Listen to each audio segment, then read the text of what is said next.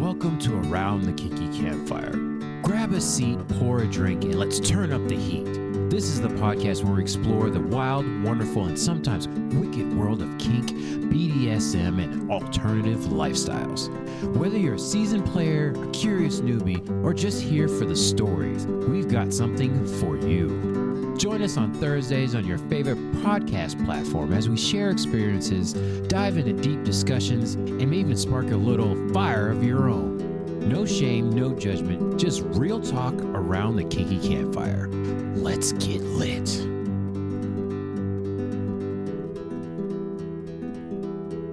Welcome back, everybody, to Around the Kinky Campfire. This is your host, Julius.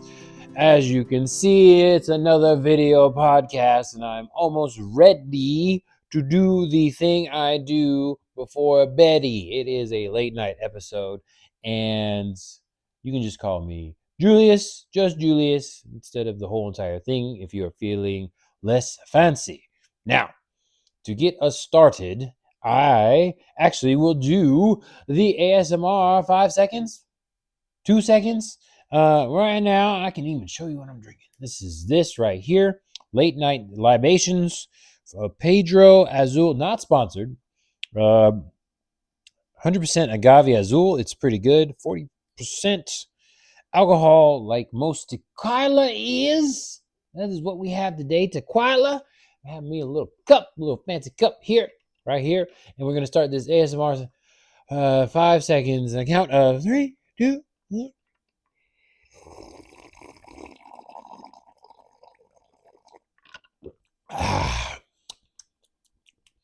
Oh, I don't even know how long that was. That was really cold. There is a whiskey ice in there, cube, sure, whatever that is.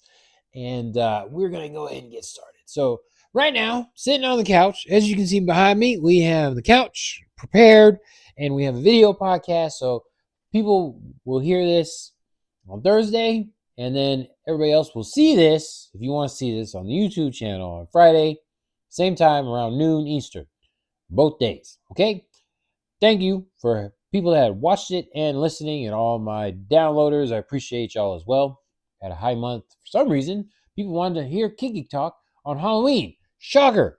So we're still having high downloads from there. But anyways, y'all don't really care about that behind the scenes stuff. This is Around the Kinky Campfire. New episodes on Thursdays. We talk about polyamory, non-monogamy, queer, kink stuff. And today's topic, which I have not explained to y'all, is escape velocity. Libido, identity, and the psychology of becoming more. And that's basically what it's going to be about. Escape velocity. What inspires you, motivates you, gets you going in order to move on to the next step? We want to evolve. Once again, we are a very much self-awareness podcast, and we try to elevate ourselves and grow. That's what we try to do here. So what is it that changes you and gets you to move on to the next step? We're all about growth and evolution here. We'll continue to be, because you know what? People fuck up, and that's what happens. And we try to grow and learn from those mistakes. That's exactly what we do here at Around the Kinky Campfire. We're always messing up, just like now. Still doing video stuff. I'm getting closer now with the video, getting comfortable. Still a little awkward to be sitting here on my couch instead of sitting in my desk doing the podcast. But for now, we're going to keep this going. We might switch back and forth, but we're going to, do that.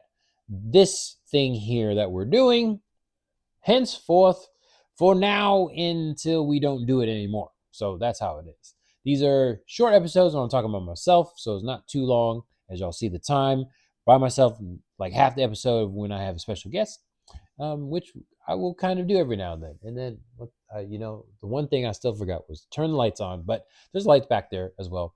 Still getting stuff done and fucking up along the way. We'll see how it goes now. Okay, escape velocity. There was a point where I didn't do podcasts. I was not doing a podcast, and I got tired of yelling at my screen, which y'all know. Hated. Just having an opinion and then just yelling into the void. I was like, you know what? I need to record this and put this out on the internet. little bit of sarcasm, a little bit of narcissism.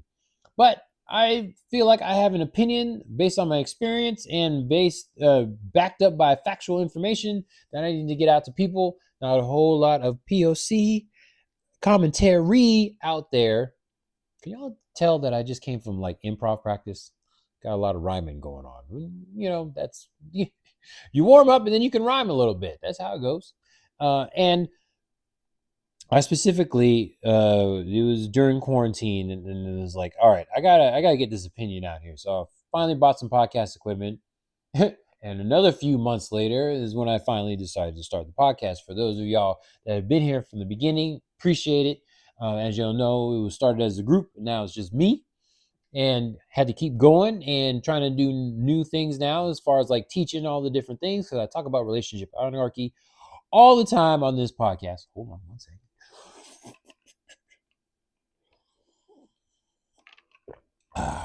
And this year I have started to finally teach that class, and I'm going to be teaching it again. So I've taught it 2 times now in the abbreviated version, and I'm going to teach it now in a couple of weeks for the full-on version. So we'll see how that goes.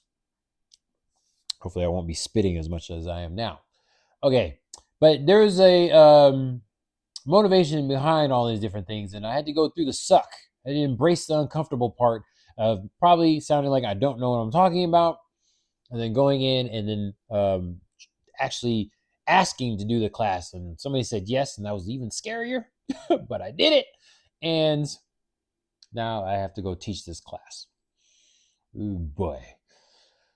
But I hit the motivation that I needed, and I went in and decided to teach this class. I had to get the notes together, just like I did for this podcast. Every episode, got to get the notes together and figure out what I'm talking about.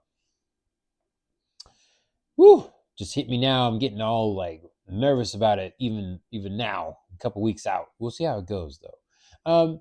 When I'm talking about motivation and like libido, it's not just a sexual libido. We're talking about the Carl Jung version of it. So it's just motivational energy in general. What inspires you to move from your current position, metaphorically, metaphysically, whatever it is, not necessarily the actual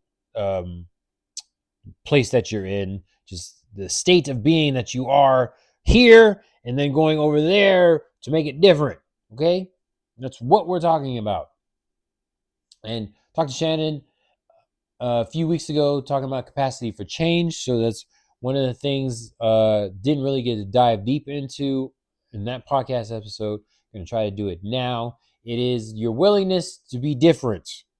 So once again, having that libido energy and then willing to change your state. Embrace the uncomfortable. Get comfortable being uncomfortable. Are we able to do that as a society? I ask you this question. Are we able to do that? Seems like a lot of people aren't able to do that, and I, for one, cannot be associated with those people. Hopefully y'all can still hear me. And it's just like a turnoff. It's like not even a romantic sense, not even like a relationship, that kind of relationship, romantic relationship. Friendships too. People just cool, just sticking around and being in that same place is like, I can't do that. I gotta get my what was it? Lock in. This is what kids saying now. For this part of the year until the next year starts, we're locking in. Like, okay, sure. That's my life you talking about there. And it's just that should be an all-time thing, not just a once a year thing, but locking in.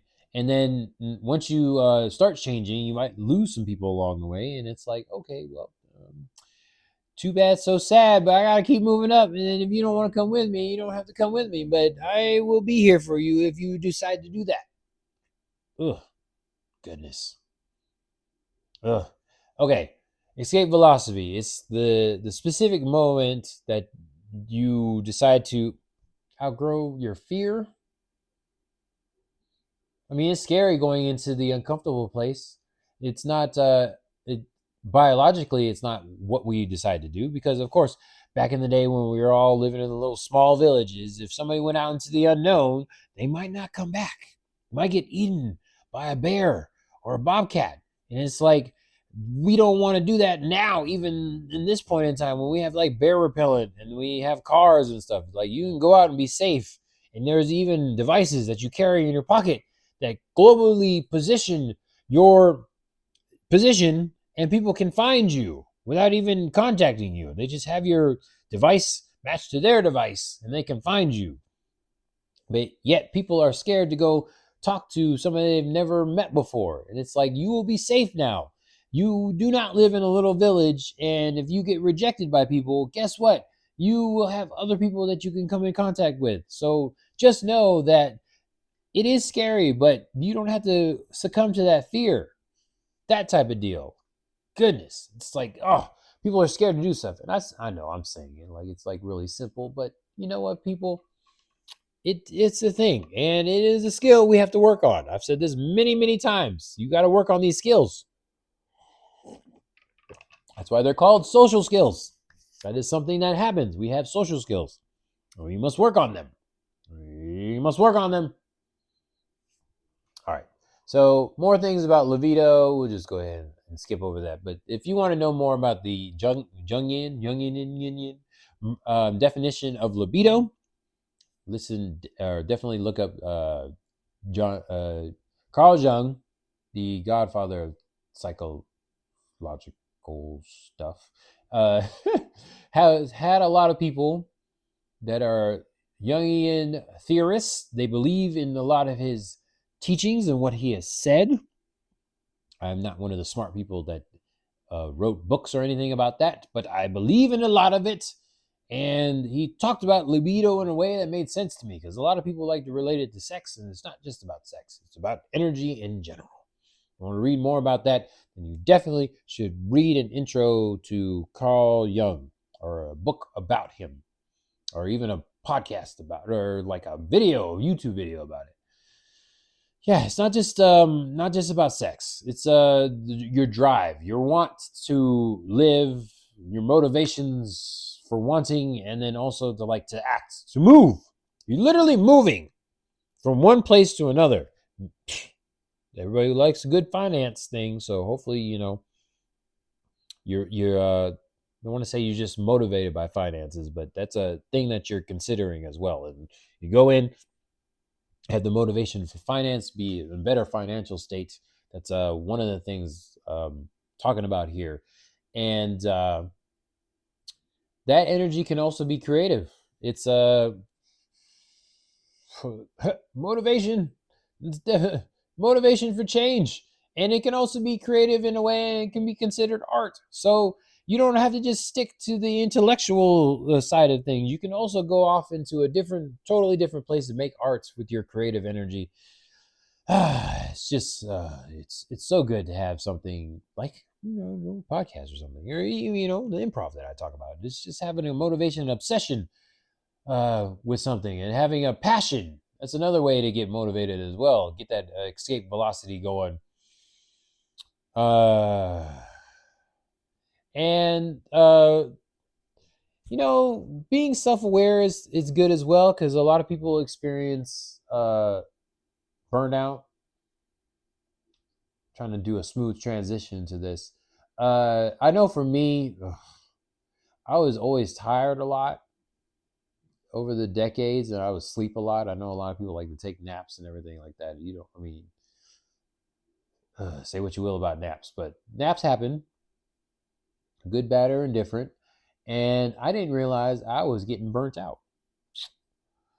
It really sucked, because I was sleeping a lot and not getting a lot done. And then sometimes it dissociates. So just start watching something, whatever it is. And then hours would go by, days would go by. So in my case, a couple decades went by. Not a whole lot got done.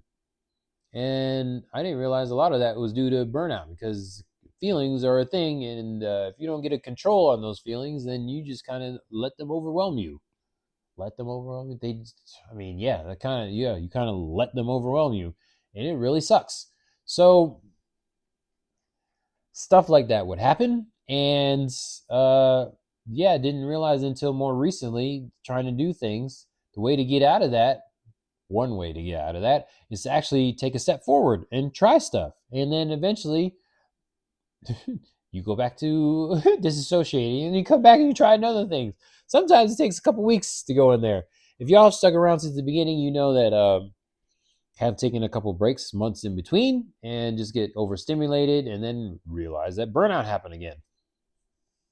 So sometimes you take a step back, even though you want to take multiple steps forward, and that happens as well. And it's like, oh, it's just a thing that happens. And I know for me, meditation helps. I know people are like, ooh, and it's like there's a bunch of different types of meditation out there. You got to try them all. You all know here, campsters, that we are a fan of trial and error, experimentation. That's how it is. And it's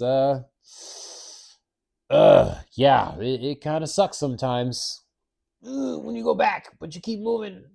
Yeah, you gotta keep trying. Oh, try not to ruminate right now. It sucks. It's part of the process, though. Just remember, there are other people like you out there that get scared of change as well. That is something that happens, and we all have to go through it.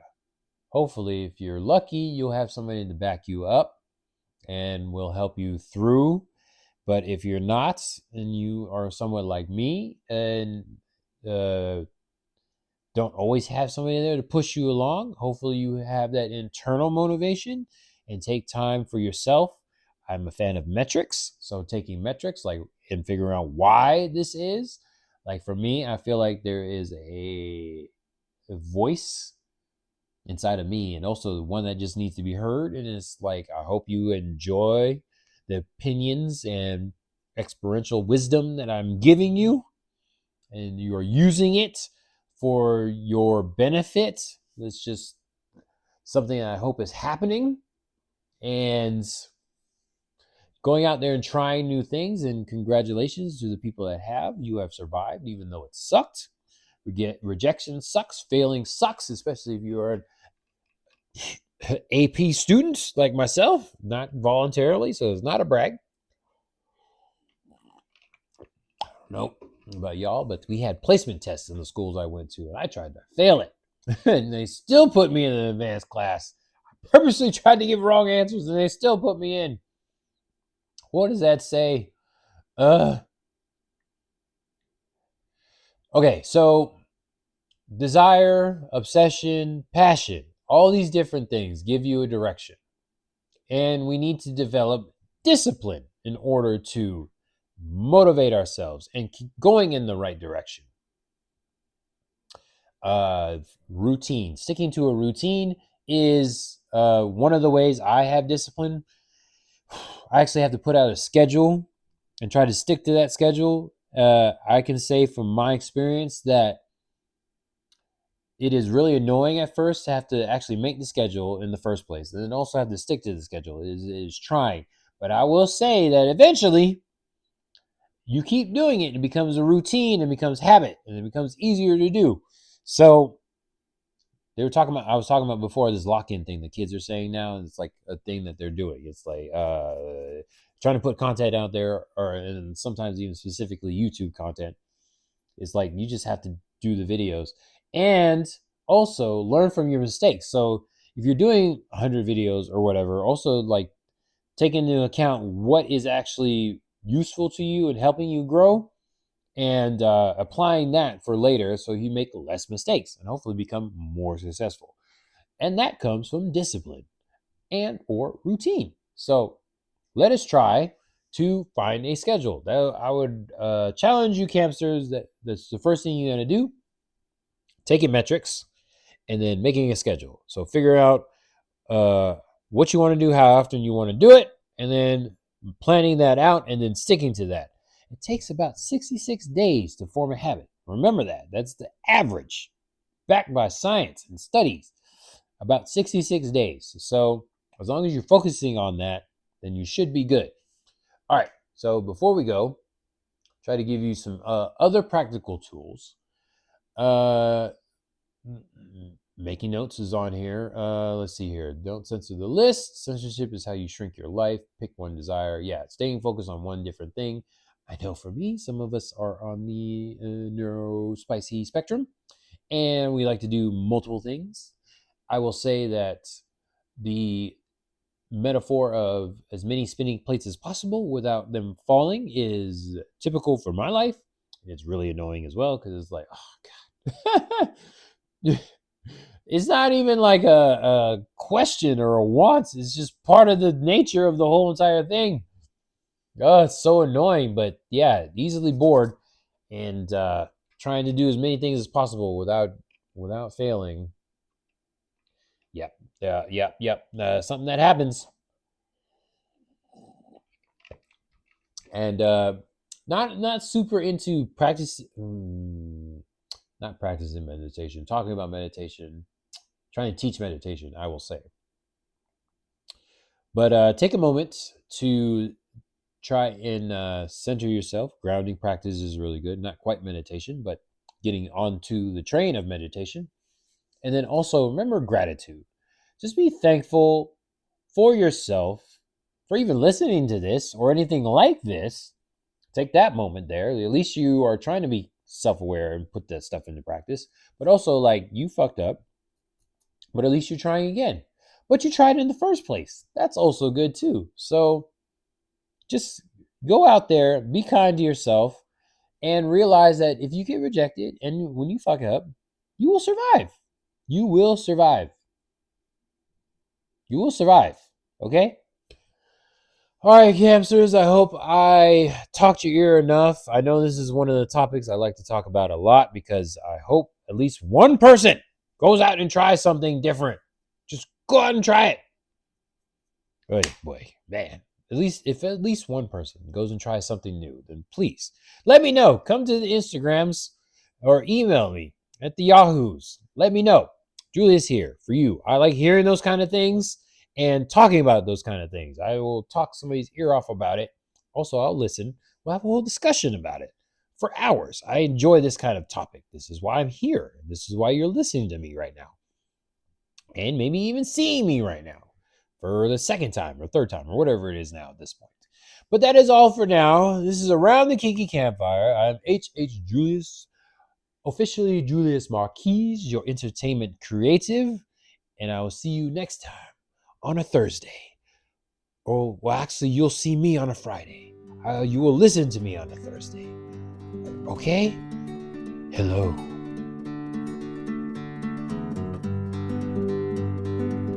That's a wrap for this episode of the Around the Kinky Campfire podcast. We love having you by the fire, and we'd love to hear from you. Got a kinky question, a steamy story, or a topic you want us to cover? Slide into our DMs and send us a message at Around the Kinky Campfire, campfire with a K, at yahoo.com. Don't forget to subscribe, rate, and review wherever you're listening. Your support helps keep the flames burning and the conversations flowing. Follow us on Twitter, Kinky Campfire, campfire with a K, YouTube, Around the Kinky Campfire, campfire with a K, or Instagram, Campfire Kinksters, campfire with a K. To stay in the loop, join the community and keep the kink alive between episodes on Thursdays. Until next time, stay safe, stay sexy, and keep that fire burning.